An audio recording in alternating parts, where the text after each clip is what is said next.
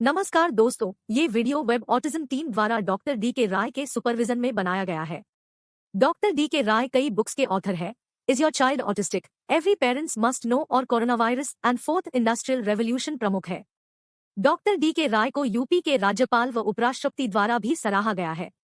नमस्ते दोस्तों, आज हम एक बहुत ही गंभीर विषय पर बात करने जा रहे हैं, वर्चुअल ऑटिज्म। समझने के लिए हम इसे ऑटिज्म स्पेक्ट्रम डिसऑर्डर के साथ तुलना करेंगे। वर्चुअल ऑटिज्म और ऑटिज्म दोनों अलग अलग विकार हैं। वर्चुअल ऑटिज्म वह होता है जब बच्चे बहुत अधिक समय हास्य, वीडियो खेल, टैबलेट या कंप्यूटर पर बिताते हैं। क्या वर्चुअल ऑटिज्म ऑटिज्म के समान है?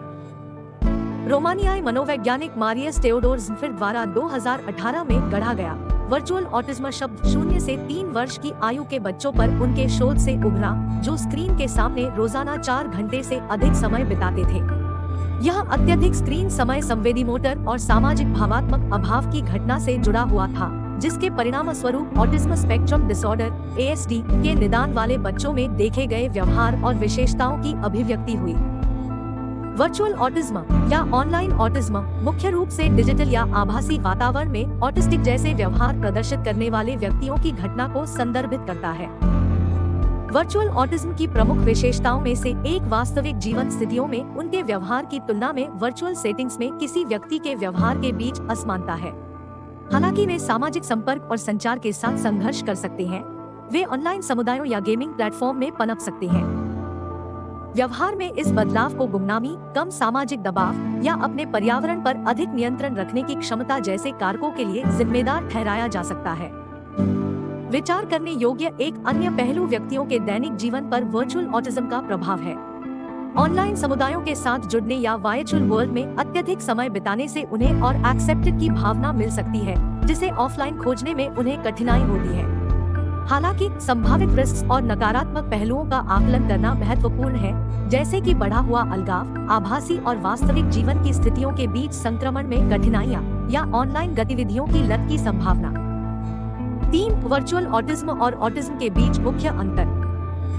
जबकि वर्चुअल ऑटिज्म मुख्य रूप से डिजिटल या आभासी वातावरण में ऑटिस्टिक जैसे व्यवहार की अभिव्यक्ति को संदर्भित करता है, ऑटिज्म एक न्यूरोडेवलपमेंटल विकार है जो सामाजिक संपर्क, संचार और व्यवहार के दोहराव वाले पैटर्न में कठिनाइयों की विशेषता है। एक महत्वपूर्ण अंतर उस संदर्भ में है जिसमें ये व्यवहार प्रकट होते हैं।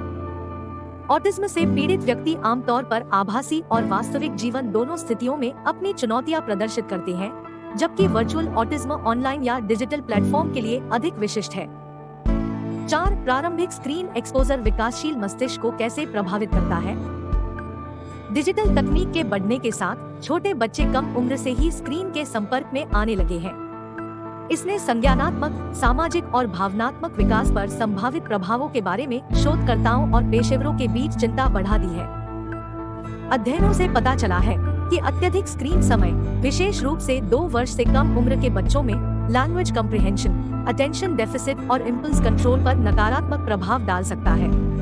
डिजिटल मीडिया की कंटिन्यूअस स्टिमुलेशन और स्पीड बच्चे की सार्थक सामाजिक बातचीत में इन्वॉल्व होने की क्षमता को भी प्रभावित कर सकती है, जो सामाजिक कौशल और सहानुभूति के विकास के लिए महत्वपूर्ण है। हालांकि यह ध्यान रखना महत्वपूर्ण है कि सभी स्क्रीन एक्सपोजर हानिकारक नहीं है। एज स्पेसिफिक शैक्षिक सामग्री और सुपरवाइज्ड स्क्रीन टाइम सीखने और कौशल विकास पर सकारात्मक प्रभाव डाल सकता है। Check and balance is the key. 6. Virtual autism से पीड़ित व्यक्तियों की सहायता के लिए व्यावसायिक सिफारिशें। यह याद रखना महत्वपूर्ण है कि प्रत्येक व्यक्ति अद्वितीय है और जो एक व्यक्ति के लिए काम करता है वह दूसरे के लिए काम नहीं कर सकता है। हालांकि कुछ रणनीतियां और हस्तक्षेप है जो वर्चुअल ऑटिज्म लक्षणों के प्रबंधन में सहायक पाए गए हैं। 1. स्पष्ट सीमाएं निर्धारित करें। एक शेड्यूल बनाएं जिसमें डिजिटल मीडिया के उपयोग और गैर स्क्रीन गतिविधियों के लिए निर्दिष्ट समय शामिल हो। 2. वैकल्पिक गतिविधियां प्रदान करें। शारीरिक व्यायाम, आउटडोर खेल और कला या संगीत जैसे रचनात्मक आउटलेट को प्रोत्साहित करने से वर्चुअल ऑटिज्म से पीड़ित व्यक्तियों को अपनी भावनाओं को नियंत्रित करने और अपना ध्यान केंद्रित करने के वैकल्पिक तरीके खोजने में मदद मिल सकती है। 3. सामाजिक समर्थन प्रदान करें। वर्चुअल ऑटिज्म से पीड़ित व्यक्तियों को विशेष रूप से उनकी आवश्यकताओं के अनुरूप समूहों या चिकित्सा सेवाओं का समर्थन करने के लिए जोड़ें। 4. परिवारों और देखभाल करने वालों को शिक्षित करें। परिवारों और देखभाल करने वालों को वर्चुअल ऑटिज्म के प्रभाव को समझने में मदद करें और उन्हें स्क्रीन समय को प्रभावी ढंग से प्रबंधित करने के लिए उपकरण प्रदान करें। 8. क्या वर्चुअल ऑटिज्म को रिवर्स किया जा सकता है? हालांकि वर्चुअल ऑटिज्म को रिवर्स करना संभव नहीं है, लेकिन बच्चे के विकास पर इसके प्रभाव को प्रबंधित करने और कम करने के लिए कुछ कदम उठाए जा सकते हैं। लक्ष्य एक सहायक और समृद्ध वातावरण प्रदान करना है, जो बच्चे को ऑनलाइन और ऑफलाइन दोनों तरह से आगे बढ़ने में मदद करता है। 10. निष्कर्ष। वर्चुअल ऑटिज्म और पारंपरिक ऑटिज्म के बीच अंतर को पहचानकर हम इन व्यक्तियों की जरूरतों को बेहतर ढंग से पूरा कर सकते हैं और आवश्यक सहायता प्रदान कर सकते हैं। ऑनलाइन और ऑफलाइन दोनों तरह से एक सहायक और समावेशी वातावरण को बढ़ावा देकर हम वर्चुअल ऑटिज्म से पीड़ित व्यक्तियों को आगे बढ़ने और उनकी पूरी क्षमता तक पहुंचने में मदद कर सकते हैं। If this video is helpful for you, like it, share with your friends and subscribe the channel. Thank you for watching this video.